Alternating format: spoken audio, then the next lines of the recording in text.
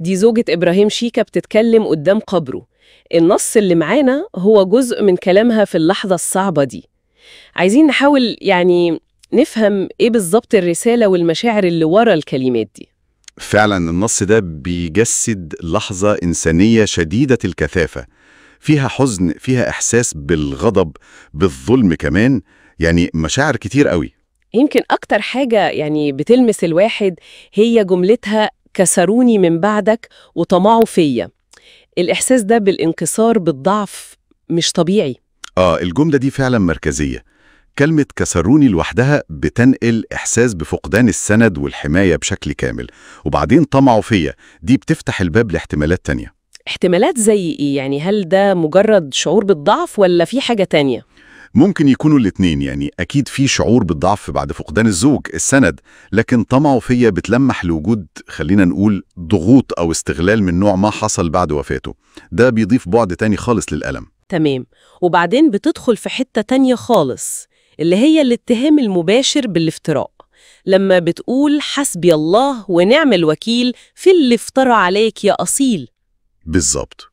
واستخدام كلمة أصيل هنا مهم قوي. مهم إزاي؟ كأنها بترد على الافتراء ده بتأكيد صفاته الحقيقية، بتقول للكل ولنفسها يمكن إن اللي بيتقال ده كذب وظلم لشخص كان ليه قيمة ومعدن حقيقي. ده بيخلي الاتهام بالظلم أعمق. صح. وهنا بقى الموضوع بياخد لفة غريبة شوية، بتربط الافتراء ده بالفلوس. النقطة دي فعلا بتوقف الواحد. بتقول كل ده عشان الفلوس اللي كنت برميها تحت رجلك عشان تخف. الربط ده إيه ممكن يكون تفسيره؟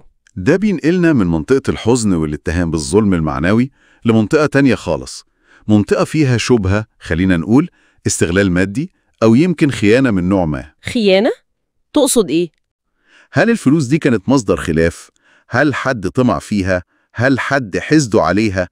النص هنا بيفتح أسئلة كتير قوي عن طبيعة العلاقات اللي كانت حواليه وقت مرضه. الألم هنا بقى متعدد الطبقات، مش بس ألم الفراق، لأ ده فيه إحساس بالخذلان يمكن من ناس قريبة، أو على الأقل إحساس إن تضحياتها المادية دي كانت سبب في أذيته مش شفائه. بالظبط كده، هو ده اللي بيخلي الموقف معقد جدا، مركب قوي. وده يمكن إن اللي بيفسر لجوءها للدعاء القوي ده، حسبي الله ونعم الوكيل وربنا كبير وهياخد حقك. تماما، ده بيعكس إحساس بالعجز التام عن أخذ الحق في الدنيا.